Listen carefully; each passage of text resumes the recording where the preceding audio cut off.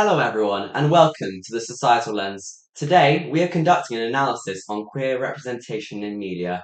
I am here with the Convex Group. So, what are your guys' most positive queer representations in TV shows or movies or I thought we books? started No with the negatives. positives. I found one with no negatives, guys. Ha! I thought you were Shut. talking about Glee. No. That's what Sam did. Please gonna come up with Well, some point. obviously it's gonna come up, okay? That was one of the things I was going to research. Anyway, they both die at the end. The book, they both die at the end. Thoughts? You like the book. I do like the book. I like it very much, and that was very loud of me saying that. Sorry. So I really like it because it's gay. Well, not just because of that, because it's a really in-depth story about kind of existentialism and Yeah. blah blah. But this is not a literary review. We're talking about gay people. Thing is, it's not just about like them being gay. There's no homophobia in the story whatsoever. And you look confused. Is that a good or bad thing? Because Well- it's idealizing that a Well, yeah, world. but not every single story has to be about homophobia. I know, but you said without. Are you saying like entirely? Like the world doesn't exist without it? Well, It's just made they up. didn't experience any. Okay, so in the world. It's just like it's their last day. They're kind of not talking to anyone else. Oh, it's only one day, is it? Yeah, Yeah. it's I see. yeah. So it's all good. They have a lot of representation as well. There's bi-representation because Rufus dates both a girl and a boy. Gay because Mateo and the creator of the Last Friends app, which like helps people meet up on their last day so they can have a friend for their last day. Oh, isn't that sweet? Is also gay. Yeah, and there's also asexual representation because Mateo expresses a fear of sex, so it's real for that. Yeah, I think it is good. The only thing is, well, they both die at the end. I feel like a lot of them don't have happy endings. Yeah, no, a lot of no, there is that. Yeah, there's kind of a lot of queer media where it takes on a tragedy, like almost Greek kind of tragedies. And I think Sam had a lot about gay misery in his research. Sam, would you like to talk a bit about that? Yes, gay misery can be seen with Prayers for Bobby, in which halfway through the movie, Bobby kills himself as a result of his mother's homophobia towards him and Christianity. Can you explain? Well, because of her Christian beliefs, she has a deep-rooted hatred for the gays, and the time period that it's also set in. Not very Which is- fond of it. Which is Great question. I didn't research this one. time period. I don't know what it is, but I hate it. You What suppose is- that you read. How's the homophobia and the Christianity presented? Did you notice? Made in 2009. So when we were born. It was No, but like around then. We weren't made in 2009. Let's excuse us while we research the things that we had never researched. 1970s and 80s. It was set in. 70s and 80s. Yes. Which obviously was a bad time for the gays because of AIDS and, queer liberation and everything. Boom. Just weren't fans at the time, Yeah. probably. No. Cool. Are you not going to talk about Yeah, you You had a question. You had a question, so I want you to repeat it. Then yes. Okay. Done. Okay. How was homophobia and Christianity presented? Well, Christianity was presented as the only right way of thinking and was used for the mum as a way to hurt her child mentally. Yes. Was the show presenting that, or was she presenting that? Because the characters in the story are different. See, I don't fully understand. Yes, it presents. So it's the mother that is flawed in the case, and the moral of the story overall is that what she was thinking was wrong, and she learns her ways through other Christians actually who have the right beliefs, who decide to ignore the belief of against queers. Can you rephrase that? Because right beliefs is kind of like. Yeah, but they thought it was the right belief. That More yeah. so- Well, it depends. Do you think that No, because you. the gay belief is a questionable? No, but I'm just saying any right beliefs don't really exist. You know what I mean? Yeah.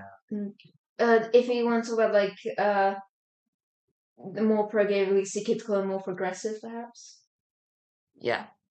She develops over the film because she begins to follow more progressive beliefs in which other Christians are pushing. So the moral isn't that Christianity is bad of the movie. It's instead that we need to move forward with religion if we want to make society better. And people should stop kind of using their religion as an excuse to further their bigotry. Yes. Do you think it was like effective in conveying that message, or like Absolutely. The idea that you've got this main character that you're following for a lot of the films, and then for him to kill himself halfway through, you get a giant shift where you now move to the mother, someone who you've been rooting against the whole time. Oh, cool. Fascinating. Indeed. Nice gay misery. No, yeah. Anyone else have any gay misery? I do, but I feel like people don't want me to talk about it. What exactly do we mean about Well, yeah, I just jumped to a suicide example, but I guess I also have a suicide Just example. any harsh kind of... homophobia. I have some pretty awful stuff in one of them. Yeah, go for it. Right, so I included one or two sort of examples from anime, one of which is One Direct Priority. One Direct Priority doesn't have many episodes, and the episode that this takes place in, like most people know it as the trans episode because of the trans character. And there are two characters. The first one is one of the main characters, which is Momoe. I've said characters so much, I'm sorry. And Momoe is implied to be cis, but is incredibly transcoded throughout the story.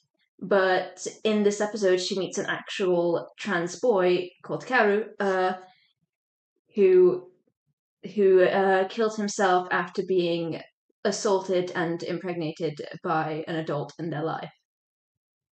The series as a whole tries to tackle some really, really serious subject matter, and I think there's a lot of debate to be had on how it does that. But as far as trans representation goes, I think that they gave justice to Karu, if that makes sense. Like,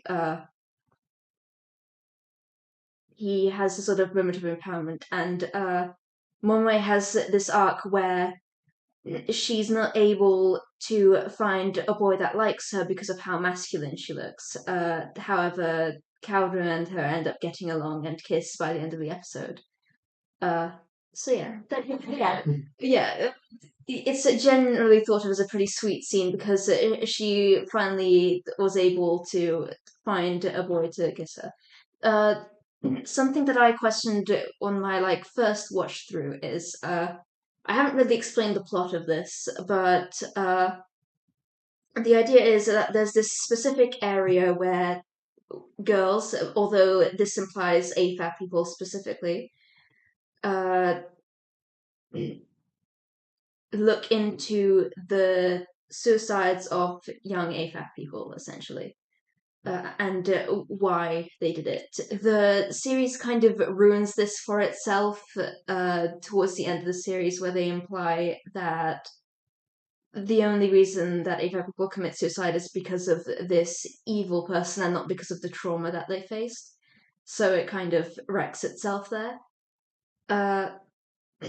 But yeah, so it's hard to see the trauma that Kaoru is put in as genuine, even though the representation itself is positive. Momoe, on the other hand, as I said, is a cis girl, but she's seen as very masculine and sometimes wears masculine clothes, but does wish to be seen as a girl.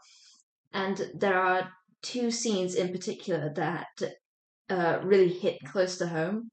One of which was when Momoe was sort of outside of a building crying, and she asks the main character what she sees, and the main character just responds, "Oh, a crying girl," and it means a lot to her in that moment.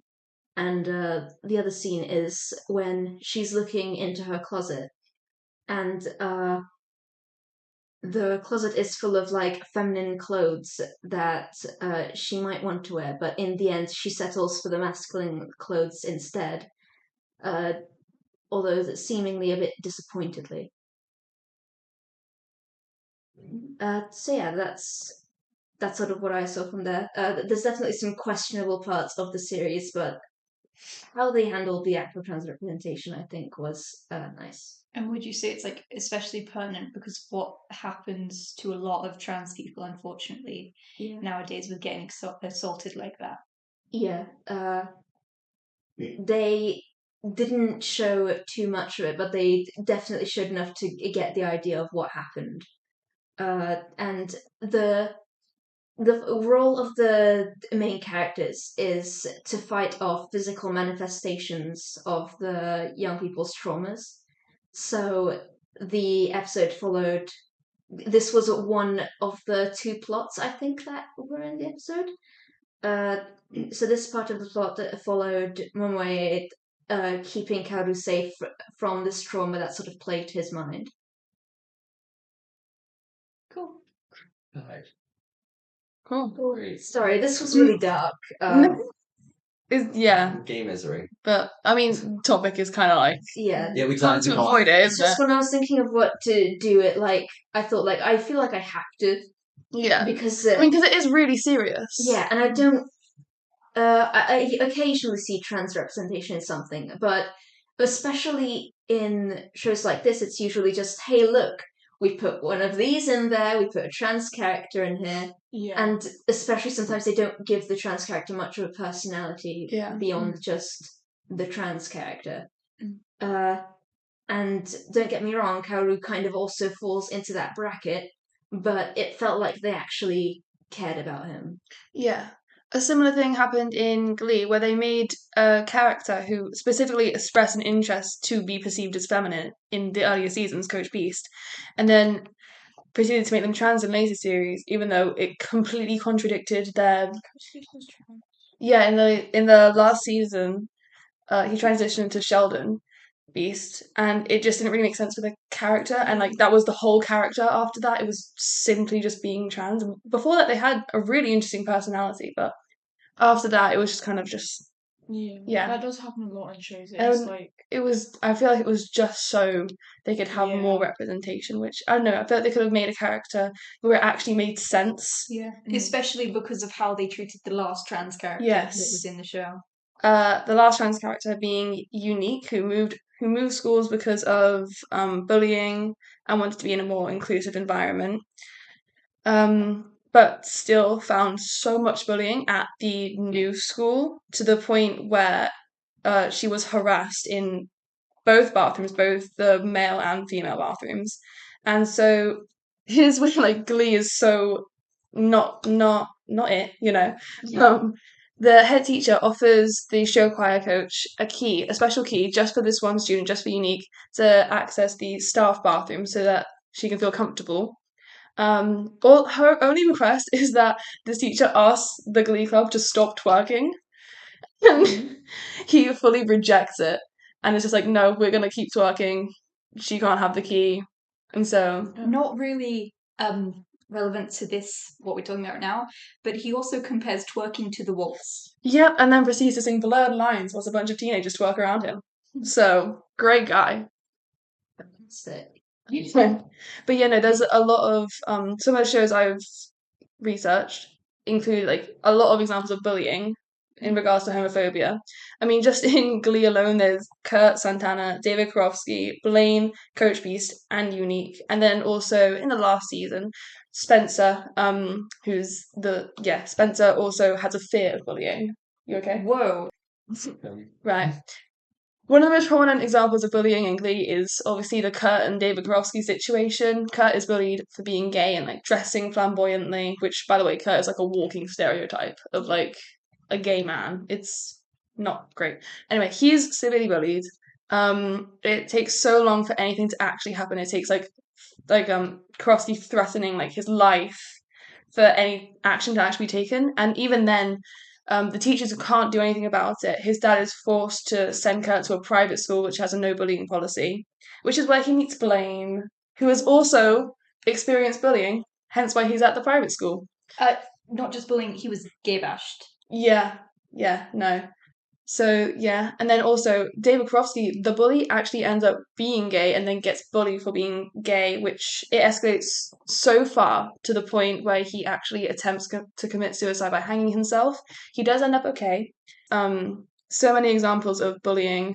Beast and Unique were bullied, as I said. Beast was bullied by teenagers. Beast being an adult, by the way.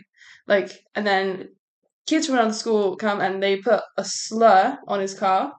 in like shaving foam or something, and then Will Schuester comes in and saves the day, and it's like, But he doesn't even do anything. He just sings a song and expects it to reform. I know, he drives in there, pretends like they're gonna prank the New Directions, and then he somehow knows all these trans people, and they're all on a stage together and they sing. Oh yeah, they sing a song. They yeah, sing a like- song. I thought that was good though because it was really impactful. yeah, because it was just trans people like in the community who were getting represented and they were being the representation that they Yeah. need. Definitely. But my thing is, it was Will who organised that, and like Will has to stand up for all these people, and he's standing up for everyone in the Glee Club because they're all minorities, quote from him, just because they're in the Glee Club, by the way. Oh, I remember. Yeah, there's like cishet white boys in there who were like, oh, minorities. Because we're in the Glee Club, guys. So, yeah, no, I don't like how, like, he was the saviour in that situation. In fact, in a lot of these cases, it's Will Schuester that's, like, the big guy who's, like, standing up for the right thing, which, I mean, I spoke about him earlier, he's not exactly the best guy, but Glee has a tendency to, like, have these type of characters. So, like, Finn as well. He not only said the F word to Kurt multiple times in, like, one scene, and was very quickly forgiven for it, by the way. He also outed Santana publicly, which then led to her Abuela disowning her. And like all he did was sing an awful version of "Girls Just Want to Have Fun," and he was completely forgiven for it. It's just like I don't really like the trope of like the straight white cis het man just like saving everyone. It paints everyone Part else. of it is because he's the teacher, though. There is that, but also Finn isn't a teacher. He's just a Oh, I random. thought you were talking about No. Florence. No, but yeah, it's a really common trope, especially in Glee, and I feel like I don't like it. Opinions? I completely agree. I mean, Finn's character, he is blatantly homophobic. He is So many times he's transphobic. He says the R slur to Coach Sue, And Kurt. not the R slur. He always says the F slur. Yeah. I yeah. remember. But it's just he is blatantly bigoted, and then he's forgiven because he's like the golden child. He's painted out to be the hero in every single situation, Yeah. and it's just because he's popular. Because the Glee Club believe they need his status so that they don't get beaten up, which, by the way, is a massive issue. Like, and I don't know. I feel like he's not held responsible for his actions. Neither is Mr. Shu, and they're just forgiven just because they are who they are. And another thing you mentioned, what was it about Kurt being a walking stereotype? Yeah. So you agree with me on this? I do, but there's also another stereotype also shown in the show twice. There's probably more than just that, but with Twice. David and Spencer being the closeted gay guy who is They're like often super masculine, right? Actually, Yes. Spencer kind of is like the opposite of that because he's out, but he's like Yeah. super masculine. But it's Mhm. also it's kind of a little bit of internalized because it's like I'm gay, but I don't act gay. I'm not like the other gays. I'm not like the other gays. I can't join Glee Club, okay? Because that's gay. He's such a pick-me guy. The other gays, guys. I align with your values better, so you don't have to discriminate against me. Hey guys. That's literally his whole character. I've seen Glee.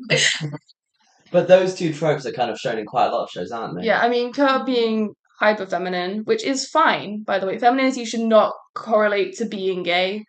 But you know, Kurt is deliberately made to be a stereotype, though. It's sort of to demonstrate, like, sort of the silliness of it. You know what I mean? Because I mean, when you first heard Kurt sing on Rose's Turn, I thought that was a woman, guys. which is fine, right? But he's just.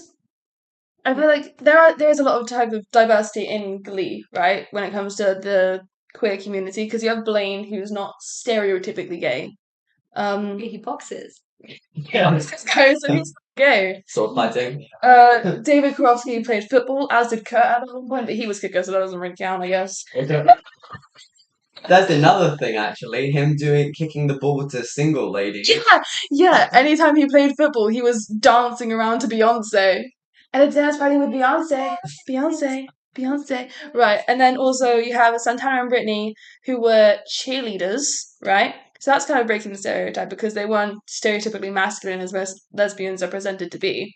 However, a stereotype that was perpetrated with Brittany, because she was the only bi character in the show, she was shown to sleep around a lot, especially in the first season. Yeah, which is kind of like a thing people say about bi people. They're like, no, they're like, Although they I sleep feel like around. in the first season, she wasn't actually bi. No, she wasn't. No. But one thing Santana did say is that I finally have a girlfriend who I don't have to worry about straying for a penis, in reference to Brittany, who she had broken up with, and now she's with a fully lesbian, in quotation marks, girlfriend called Danny, who's played by Demi Lovato, by the way. Yeah. Quite impressive. I don't know why I thought you meant Danny DeVito. I don't know why I did that. Yeah. So just some negative stereotypes about bi people there. There are loads of biphobia and transphobia in Glee. There's a lot. Anyone else want to talk? Does anyone else have You can. any stereotypes? Any stereotypes you notice in yours? You had a cheerleader. You had a cheerleader. Oh, I did. Okay, so there's a film called But I'm a Cheerleader, and it's basically about a cheerleader, and her friends all kind of like, and her boyfriend start to realize that she's acting a little bit weird. Sorry, there was a piece of dust. She doesn't like kissing her boyfriend. She has pictures of girls in her locker, and she's a vegetarian. So obviously, all of this means that she's a lesbian. Of course, clear as duh. day. Vegetarian. I mean, And Hiding something. so they sent her away to, what's it called? I think True. oh, True lines. True. let me look it up. Huh? Something like that. I can't remember what it's called. True Directions. True Directions. New Directions. New Directions. Whoa. Whoa. Yeah. Okay. So. Sorry. So yeah, they sent her away to a conversion camp basically, and while she's there, she meets like a bunch of people. There's a dog, and basically they're all like they're very stereotypical. Like there's, I have their names actually. Well, I have one of them. One of them, I think his name is Andre. He's like very stereotypically gay. Like he's, hyper feminine. Yeah, like very hyper feminine. Most of the gay characters in it are very hyper feminine, but they are doing it to like kind of make fun of what stereotypes. Yeah, it's like a The same kind of thing that happened in satirical Glee with thing. Kurt. Yeah, and there is one character, I can't remember her name, but she's a very masculine girl, and like, You mean the main love interest? Or no, not Oh. her, no. But partway through the film, while she's in conversion therapy, she's like, I'm not gay, I've never been gay. People just think I'm gay because I'm masculine. Yeah. I don't know her name because she wasn't a very good character. But yeah, basically she was a cheerleader, and like I feel like, you know, what you were saying, it's a very like, it goes against like stereotypes, Yeah. because she was like the popular like blonde girl, but obviously it still has negative stereotypes. But what else? Oh yeah, it kind of presents conversion therapy in like a positive light. You know, it doesn't really show the trauma that people go through. Yeah, it kind of painted it out as like silly kind of. Yeah, it was kind of like, oh, they Fun and write in games. books and they play games. That's not what happens in conversion therapy. Yeah, I think they were trying to satirize it. Is that how you say it? Yeah. Yeah. Especially with the use of colors. Like they usually, most of the things were either Yeah. bright pink or bright blue, Yeah. and then Mm. it's just to show the sort of ridiculousness of putting people in those categories and trying to force them to change. Yeah, it definitely isn't like, it's not meant to be like taken seriously. Yeah, no. Her name is Jan, by the way. Jan. Jan. That was her name. Her name's Jan. But yeah. Yeah. I didn't. Oh, okay, never mind. But in the end, because like we were saying, a lot of them have. What are you looking at? They have. They don't have happy endings in this film. Most of them did. Yeah, that's yeah. Oh, door outside. But yeah, the main characters get a happy ending, and the other Where? characters. Like, How? Did you have any shows you specifically wanted to talk about? I assume fanfic. Fanfic. Fanfic. Gosh, Sam. I'm gonna say the English pronunciation because I'm not Polish. So, scrolling up to my research, I'm just gonna go back to mine. Gosh, Sam. I can never make you guys happy, can I? Yeah. So, fanfic is a film made by young queer Polish people, which is why it's such a good film and it's such good representation of queer people because it's been made by people who had experienced what has been depicted in the film. Another reason why it's so good is because it wasn't made for profit like a lot of the other things that we've talked about today. In fact, it has a part in the film where it criticizes media that's been made for profit. So there's a character, kind of a side character, minor character, who is known as the manager, and he's really fickle. And one quote I picked out was, "Look at all these vultures eating already," about all these like celebrities and rich people in a room. And then he goes and immediately tells a girl that he has a new project for her without the star, which is our main character, and tells her to eat as much as she likes. So that's a contrast between what he thinks and what he says.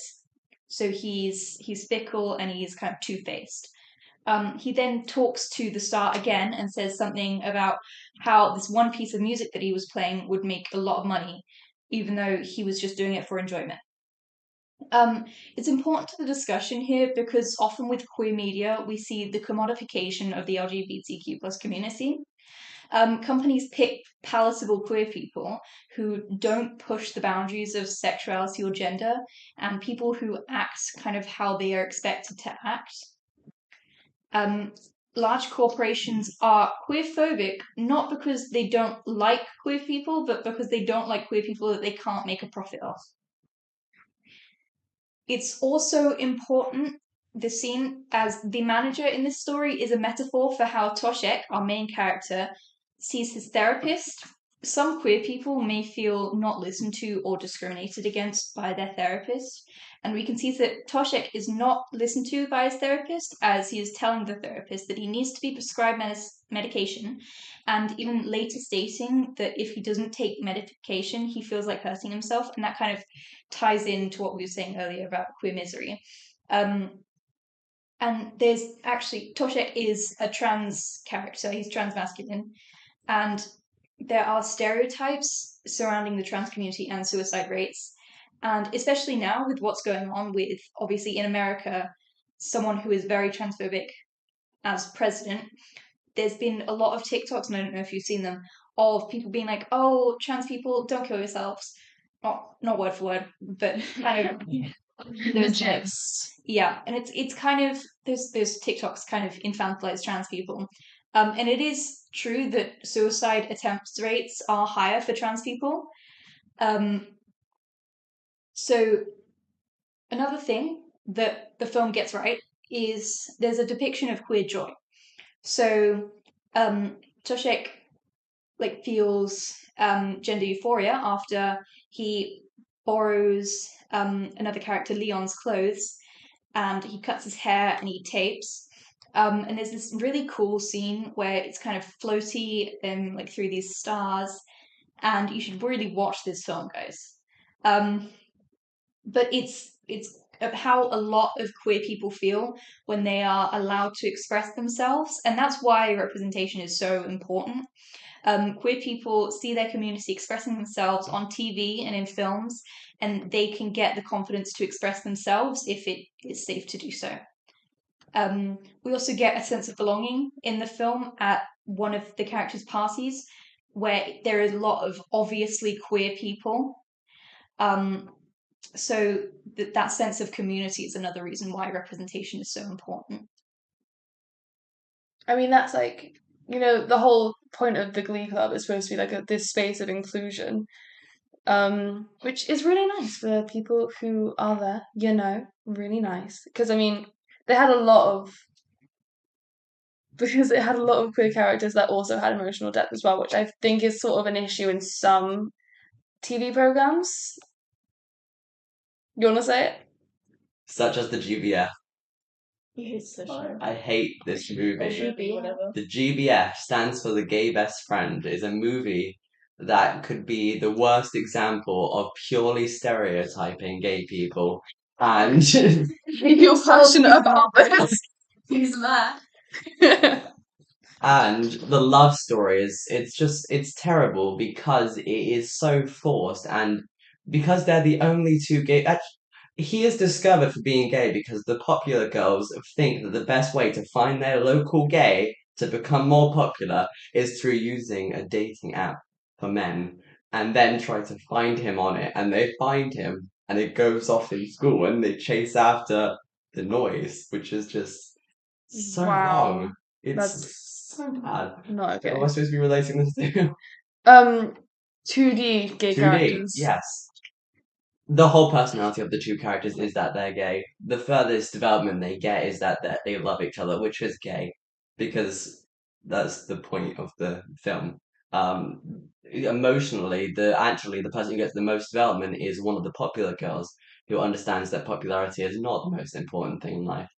But for the main characters, it's just they are who they are. They're fine with that. They're just being used and then are fine with it. They were even searching it out. I mean, in Hearts of it was a British show written by British people, and it was really good in the first season. But then I feel like in the second and now the third season, it kind of like fell off a I little feel bit. like They were like it's pandering to trying the too hard. audience. It's like They were too happy. So we are Let's talking not let about that Netflix happen. big No, screens, so it's yeah. wrong now. Yeah. so Brokeback Mountain. I can't remember when it takes place. Sorry, I'm talking about. It's pretty far away from me, and I feel like I No, need it's to okay. talk. You're talking quiet, which is fine. I've done it. Wait, let me just look up when it was set. Actually, Okay, whilst Elise does that, Here's some okay. elevator music. In don't start talking about Blake. I was gonna say- Thank you.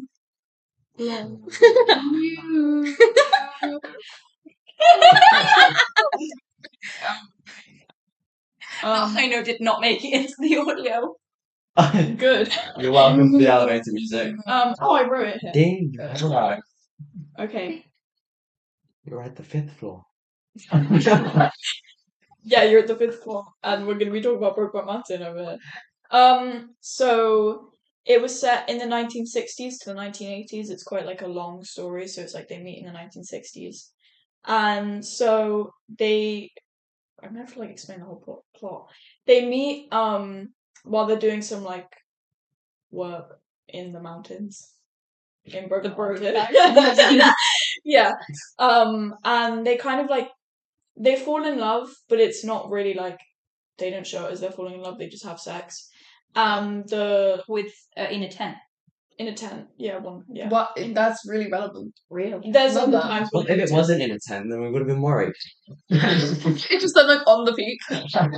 but Well, people. Not up there. yeah, that happened. Lovely. But the ranch guy, he's like watching over, because he owns like the base of the mountain, not but he owns land on the mountain or something, and he's looking down, and they're kind of like they're not having sex, but they're like close and everything, and I can't remember what he says, but the like year after, so they've left each other. They now no one of them. I think his name's like Ennis. I don't know how to say it. He has a wife now, which first of all, like that, shows like they weren't allowed to be gay. He had to have a wife. He fell in love with the other guy. I don't remember his name. He fell in love with him, but he couldn't be in love with him, so he had to stay with his wife. But anyways, he leaves. You can cut some of this out. That group.